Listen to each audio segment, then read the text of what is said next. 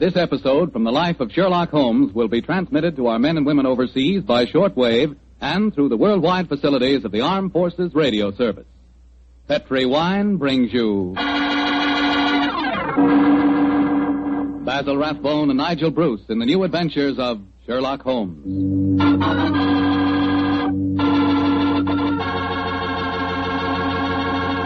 The Petri family, the family that took time to bring you good wine, invites you to listen to Dr. Watson tell us about another exciting adventure he shared with his old friend, that master detective Sherlock Holmes. It began on a summer evening in 1906. I'd been for a long walk in the park, I remember, when I returned to Baker Street and entered our rooms. Holmes looked up at me with a twinkle and spoke. You look positively glowing with health, Watson. Well, I had a splendid walk, my dear fellow. You should have come with me. The park was looking particularly beautiful. Well, chap, during your absence, I've decided to write another monograph. Oh, well, what's the subject this time? Occupational liability to murder. For instance, the mortality rate is naturally high among policemen and detectives. Physicians are murdered with fair regularity, but the murder of a dentist is rare. And who ever heard of a murdered veterinary surgeon? It's quite true, but what's the occasion for this little homily? I've been browsing over my newspaper clippings. Yeah? You recall ever hearing of a murdered tobacconist, Watson? No, I can't say that I do. Oh, why? And yet my clippings inform me that no less than 3 tobacconists have been murdered in the past 6 months, and all the murders have occurred in the same small shop at the East End of London. Now, why do you suppose 3 tobacconists would be murdered in the same shop? Come now, old fellow. Give me a logical solution to the problem, will you? Well, let me see. You say that the shop's in the East End? Yes. Is it near the river? As it happens, it's on the water's edge. And supposing the tobacconist's shop was the headquarters of a smuggling ring. Perhaps boxes of cigars were unloaded from the dock and brought to the shop. Cigars containing pearls or opium or something. Watson, my dear fellow, you're doing splendidly. You must walk in the park more frequently. You're positively scintillating. Oh, no, you're making fun of me. I assure you I'm not. You're expecting anyone home? No, probably a visitor from Mrs. Hudson. Go on with your fascinating theory. Now, why are 3 tobacconists murdered? Well, because they know too much. Perhaps they demand a share in the profits, so the head of the ring decides to kill them. Plausible enough, Watson. I really must congratulate you. I can see that I'm very lucky in having a biographer with such a lively imagination. Thanks very much. Come in. That's very nice of you. Imagination. Oh, hello, Lestrade. Strad, I'm glad to see you. I hope I'm not intruding. Not at all, my dear fellow. Come along, sit down. Thank you, Miss Holmes. Anything remarkable on hand? No, Miss Holmes. Nothing very particular. Then tell me all about it, Lestrade. Can't hide anything from you, can I, sir? Yes, there is something on my mind, and no mistake.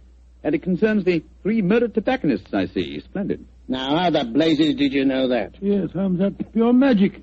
Not at all, my dear Watson. It's simple deduction. Observe the 5 cigars peering out of Lestrade's breast pocket. They are of a far superior quality to his usual brand. Obviously, the scene of his latest investigation has proffered certain, well, shall we say, professional perquisites. Am I right, Lestrade? Of course you are. Careful one, Mr. Holmes. Thank you, no, I'll stick to my pipe. Well, how about you, Doctor? Oh, thank you, Lestrade. By Jove. Coronas. And now, Inspector, tell me about the murdered tobacconists. Well, how much do you know about the case, sir? Just what I've read in the papers. Well, curiously enough, we were discussing the affair as you walked in, Lestrade. It's a strange business, gentlemen. I only got hold of the old story today when I had a long talk to young Jack Longworth. He's the owner of the shop. Oh, in relation to Gerald Longworth, the taller member of Parliament who battled so successfully against the slum clearance bill? His son, Mr. Holmes. Nice young fellow, too. When his father died, he inherited this shop along with a lot of other property in the East End. Well, how big a shop is it, Lestrade? Oh, just a hole in the wall, Doctor, like all the other shops in that part of London. Young Mr. Longworth tells me he first rents it to a man by the name of George Grillet. He lives there with his daughter Lily and made it quite a nice go out of the shop. 6 months ago, when Jack Longworth was abroad, George Grillet has a stroke and nearly kicks the bucket. Kicks the what? He nearly dies, Doctor. Oh. Kicks a bucket. Very good. I remember that. And then what happened, Lestrade? Well, while he's in the hospital, his daughter gives up the lease on the shop. A few days later, an Italian takes it over, and a couple of weeks later, he's found with his float cart. Did you investigate that first murder yourself? No, Mr. Holmes. It seemed like any of a dozen killings we get in that part of London. A shopkeeper cut up, his till emptied, no clues. Well, who was the next tenant? A Scotchman. Bloke by the name of McIntosh. A few weeks after he moved in, the same thing happened to him. That time, I did go down there. But I couldn't find out nothing. Was robbery again the apparent motive? Yes, sir. But the killing wasn't the same. He was strangled with a silk scarf. Silk scarf, eh? And who was the third tenant? The man who was murdered yesterday? A Hindu fella. A man by the name of Mukherjee. He takes it over a week last Friday, and yesterday we finds him knife through the back and his money gone. Of course, I was down there before you could say Crystal Palace. But once again, I didn't find out nothing. No knife, no fingerprints on the till, no footprints, just a very dead Hindu. Was young Mr. Longworth a landlord in England when these murders occurred? Yeah, that's the funny thing about it, Mr. Holmes. He docked at Tilbury yesterday morning. He didn't know nothing about what had been going on. Well, I imagine he'll have difficulty in renting the shop after 3 murders. Well, that's just it, Doctor. That's why he comes to me at the yard. George Grillett, his first tenant of the shop, moved back there today with his daughter Lily. And young Mr. Longworth's worried about them. Well, if you ask me, he's more worried about the daughter than he is about old man Grillett. So the original tenants of the shop are back in residence again, eh? And, what do you want me to do? Well, I thought perhaps you'd be interested enough to come along with me and look at the shop, Mr. Holmes. I should be very glad to, my dear fellow. Get your coat and hat, Watson. Oh, that's your... Oh, dear, that wretched instrument. I'll answer it. Hello? Mycroft, how are you? What? Yes. Yes, he's here now. Why, of course. I'll do everything I can, certainly. Let's have dinner together soon, shall we? Splendid idea. All right, goodbye. Well, was that your brother, Holmes? Yes. Lestrade, I do think you might have told me the whole truth. Well, how do you mean, sir? I thought your visit was prompted by a need for friendly assistance. I didn't realize that you came here virtually on a government order. Well, it wasn't just quite like that, Mr. What's Holmes. the government got to do with the case, and how does your brother Mycroft fit into the picture? Not sure yet. But of one thing we may be certain. There's obviously a great deal more in this case than Lestrade would have us believe. Why do you say that, Holmes? You must bear in mind, old fellow, that occasionally Mycroft is the British government.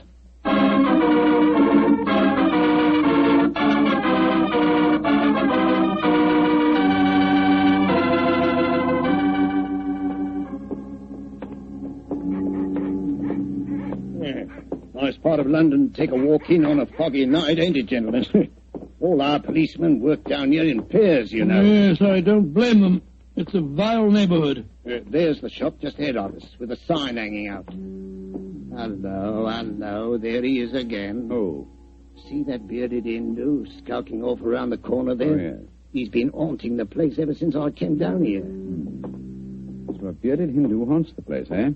Yes, and yesterday, Holmes, the Hindu proprietor of the shop was murdered. Exactly. Well, here we are. I'll go in first. Depressing-looking place, huh?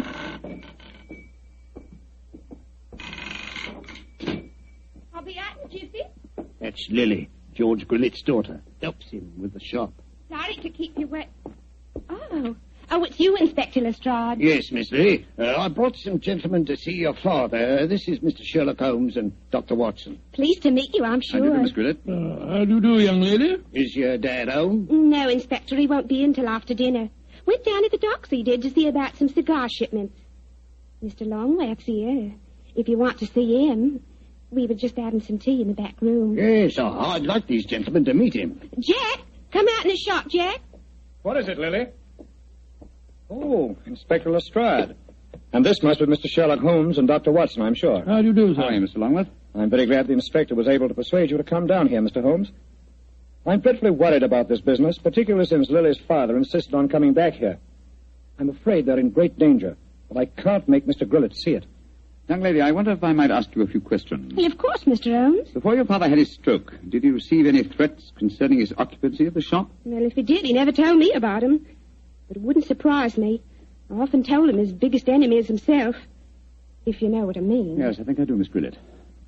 When your father had his illness, who decided to give up the lease on the shop? I did. No money was coming in, and, well, it looked like Dad might be an invalid for life. Of course, I couldn't run the shop by myself. Anyhow, I never did like this part of London. It wasn't the right business for Father. What was his reaction when you told him you'd given up the lease. Oh, he was awful angry with me. Said I'd no right to do it without asking him. By the way, we saw that bearded Hindu again as we walked up just now. He's been hanging around ever since we came back here, Inspector. Well, has he actually come into the shop, Miss Grillet? No, but he keeps walking by and looking in the window. I'm sure if we both went into the back room or left the shop for a little while, well, he'd come right in. Then I suggest we give him the opportunity he's seeking. Miss Grillet, I wonder if you and Mr. Longworth would mind leaving the shop for a while. Of course not, Mr. Holmes. Make your departure rather ostentatious, shall we say, so that he can't help noticing it. Give us half an hour or so and then come back. Perhaps you wouldn't mind going with them, Lestrade. But, Mr. Holmes, this is my case. I know, but in a situation like this, Watson and I work much better alone. We may have to go a little outside the law, and your presence might embarrass us. You'd never think I was a detective, too, would you? Very well, We'll be back Mr. in half an Holmes.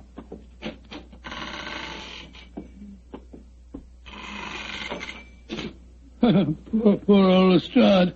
He gets very touchy as the years roll by. I blame him. I'm leaving him completely in the dark. Come on, Watson. Behind the counter. No, my dear fellow. Not under it, old chap. We lift the flap. So. Now I suggest we crouch down behind here. Come on. That's it. Have you got your revolver, Watson? Yes, it's in my pocket. Good. Meantime, make yourself as comfortable as these cramped quarters will permit. We may have quite a wait ahead of us.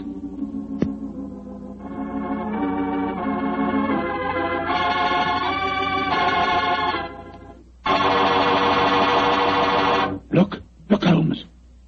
There's the Hindu now, peering through the window. Revolver handy. Yes, sir.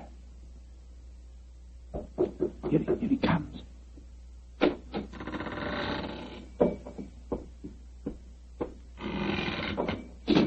All right, Watson. Put your hands up. I've got you covered with this revolver. Now, my man, what are you doing here? Who are you? Never mind who I am. Just answer my question. I do not speak very good English. तुम हिंदुस्तानी बात बोल नहीं सकता?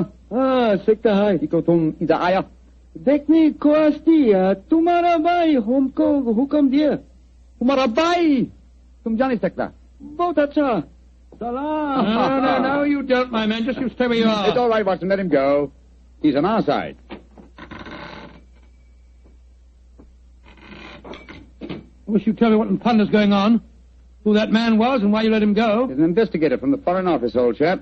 Given his instructions by my brother, Mycroft. Mycroft? Yes, old fellow. When my brother fails to tell me all the facts concerning this case, I begin to think these triple murders have far greater ramifications than we ever dreamed of.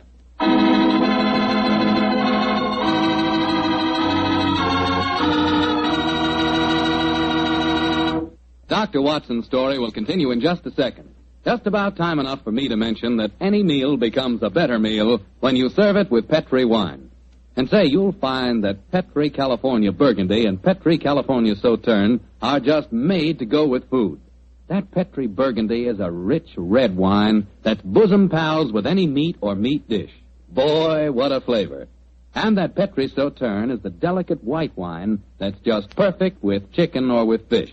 Yes, sir, with food, you just can't beat a good Petri wine.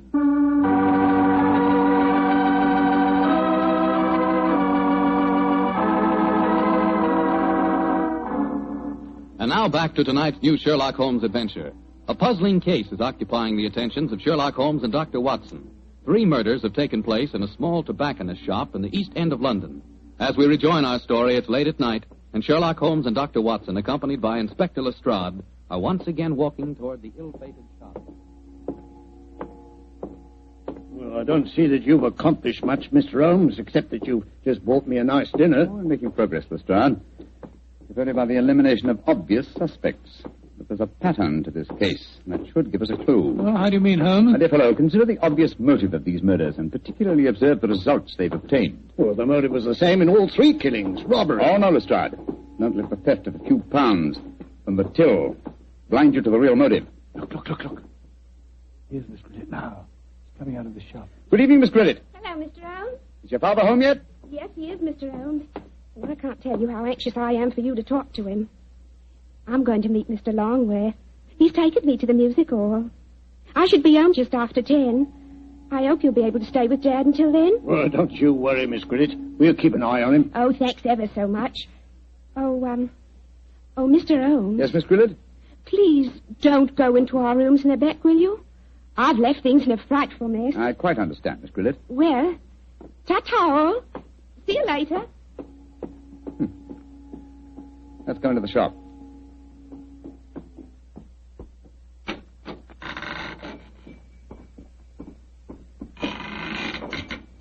Who is it? Oh, it's you, Inspector. Here, these gentlemen, Mr. Sherlock Holmes and Dr. Watson. How do you do, sir? Good evening, sir. Good evening. Did you meet young Lily just now? Yes, she told us she was going out to the music hall with Mr. Longworth. Yes. I'm afraid we had quite a set to about that. A very strong-willed girl, Lily, very strong-willed. Am I to assume that you disapprove of your daughter's association with Mr. Longworth? Yes, of course I do. He's a top. He's got lots of money. Lily's so blind she can't see that he's up to no good. I'm pretty sure he's afraid I might find out what's really at the back of these here murders. And what is your theory, sir? Well, I'll tell you this in confidence. Got nothing to back it up now, you understand. There's been talk of widening the docks around here. That'd make property values go up, you see, of course. Well, young Longworth's been trying to buy up all the other shops along the waterfront here, but they wouldn't sell. If you ask me, he's had these murders done just to frighten people away so that he could buy cheap. Now, I'm not saying that he did the murders himself, you understand, but he planned them. Why, in these parts, it's easy enough any night to get a throat cut for a couple of quid. Yeah. That's why I'm glad you're here, gents. You see, I just got another warning. Warning? What do you mean, sir, warning? Found this note slipped under that door there not 3/4 of an hour ago. Let me see it, please. What does it say, Holmes? I shall call on you at 8:30 tonight. If you know what's good for you, you'll be waiting for me alone. If you try any funny tricks, you'll go where I sent the rest of them. Well, that's obviously from the killer. Possibly. What's the time now? Look, it's 8:20. I was hoping you gentlemen would wait in our rooms back of the shop. You can hear what's going on in here, and if he tries any rough stuff, you can pop in and nab him. Just what I was about to suggest myself, Mr. Grillett. Either way, will you? Oh, yes. Just step behind the counter, gents. Now, through here. Here we are. Ain't exactly Buckingham Palace back here, but you can make yourselves comfortable, can't you, gents? Oh, don't you worry about us, Grillett. Oh, I better turn out the gas. If this bloke spots a light under the door in here, he might smell a rat. Now, there we are. Now, as soon as I see him coming in the shop, I'll knock twice on the door, like this. And that'll give you the signal that he's here. Is that right? Right, you are, Grillett. All right, now keep your ears open, gents. I may need your help. Where are you, Holmes? I can't see a thing. Over here, Watson. You know, I've got another theory why Jack Longworth might be at the back of all this. You listening, Holmes? Yes, I'm listening, old fellow. What is your theory? Longworth knows that Grillett doesn't approve of his having anything to do with Lily. So when he goes abroad, he leaves instructions to murder the tobacconist. The assassins don't know about Grillett having a stroke, of course, so they keep murdering the wrong fellow. Well, that makes very good sense, Doctor. What do you say, Mr. Holmes? Holmes? Holmes? Where are you? Oh, bless my soul, he's disappeared. No, I haven't. I was just exploring. Shh. The signal. There goes the front door. Somebody's come in.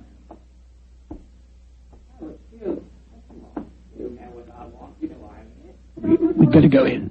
Right, Watson, listen.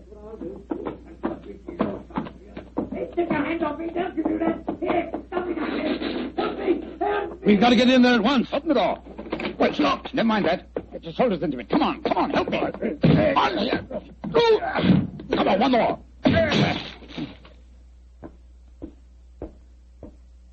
Poor devil. He's been slashed with a knife. Grillett! Grillett! What, the killer got away? I'm going Now, Lestrade, conserve your energy. Your murderer lies there. But that's Grillett. Of course it is. Search his pockets, Watson. I think you'll find a blood-stained knife. Let's have a look. Good Lord. Here's a razor in his pocket. It's covered with blood. You mean to say that he slashed himself? Let's slip the handcuffs on him, Lestrade. While he's still play-acting, he may be more difficult to handle when he realizes the game's up. Take your hands off of me. Come on, quick. Come on, yes. Hey. Come on. Very neat, Lestrade. Yeah. Well, Now that I've knocked a wounded man out cold, perhaps you'll tell me what's going on, Mr. Holmes. Yes, I'm completely in the dark, too. Oh, it's very simple, really. Willett has just staged a fake attack on himself. Fool us into believing that someone else is the murderer. Yeah, but the threatening note he received... Composed by himself for the occasion. Yes, but we heard voices. We heard the shop door open. We heard Grillett talking to himself. And as for the shop door, that's how he gave himself away. Well, how do you mean, Mr. Holmes? Whenever the shop door opens, there's a bell that jangles. You will notice... So. Yeah, that's right, there is. There was no bell jangle when we were in the back room. Grillett got us in there, locked the door on us unobtrusively, and staged his little drama. Yes, but we heard the door creak open and close, Mr. Holmes. The creak of this flap in the counter would sound exactly the same, my dear fellow. Now listen. Yes, but why, Holmes? How did you spot that Grillett was a man? It was obvious from the beginning that since nothing had changed about the shop except the ownership, that the attackers were directed against any tobacconist who was not Grillett himself. Of course, his daughter, Lily, obviously knew what was going on. Well, I don't see how you figured that one out, Mr. Holmes. Every remark that she made showed that although she loved her father, she knew his failings. In any case, she gave me the final clue. Well, what clue was that? In very pointedly asking me not to go into the back room of the shop. Of course, she meant the reverse of what she said. I followed her advice when you were explaining your theory to Lestrade. Well, what did you find, Mr. Holmes? Miss Grillett had obligingly left a secret door open, a door leading to a passageway that seemed to go down to the waterfront. We'll examine it more thoroughly in a minute. Yes, but I still don't understand Grillett's motive, Holmes. Neither do I, old chap. No, I suspect that from the interest of the Foreign Office in the case, this shop has been the headquarters of an espionage ring. I'm afraid the final answer to that question will have to be given by someone else. Oh, who, Holmes? By my elder brother, Mycroft. Humiliating, isn't it, Watson?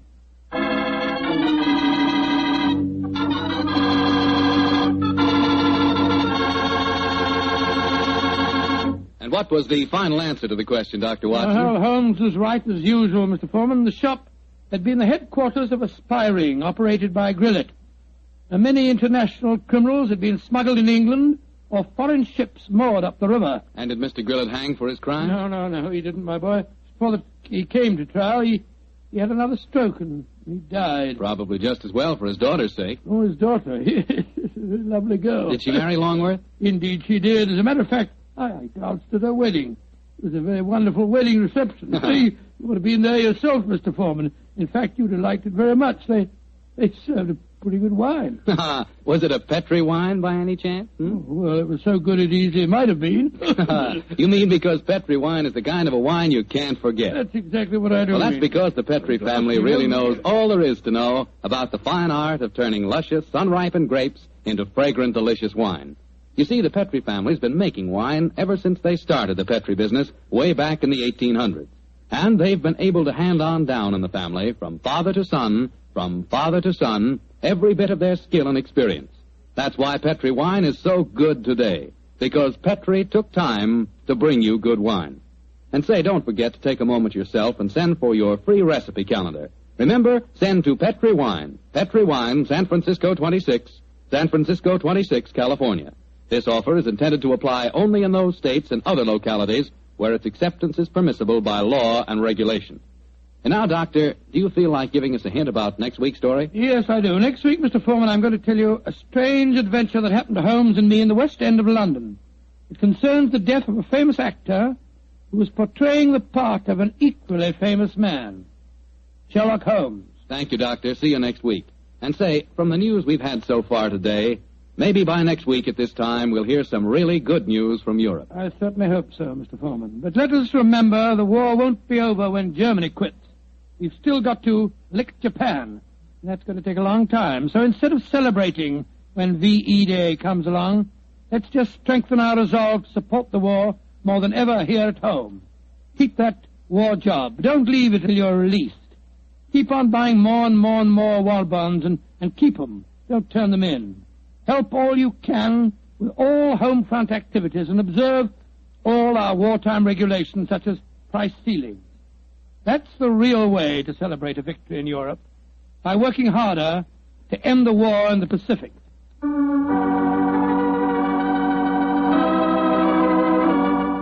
Tonight's Sherlock Holmes adventure is written by Dennis Green and Anthony Boucher and is based on an incident in the Sir Arthur Conan Doyle story, The Adventure of the Six Napoleons. Mr. Rathbone appears through the courtesy of Metro-Goldwyn-Mayer, and Mr. Bruce through the courtesy of Universal Pictures, where they are now starring in the Sherlock Holmes series. The Petri Wine Company of San Francisco, California, invites you to tune in again next week, same time, same station. Meanwhile, don't forget to take advantage of our offer of a free recipe calendar. Oh, the Petri family took the time to bring you such good wine. So when you eat and when you cook, remember Petri wine. To make good food taste better, remember... Petri